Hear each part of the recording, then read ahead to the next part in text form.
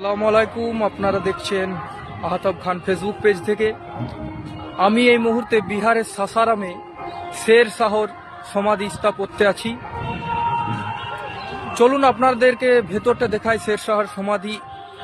শের শাহর অবদান প্রচুর, ভারতবর্ষে শের শাহর অবদান বলে শেষ করা যাবে না।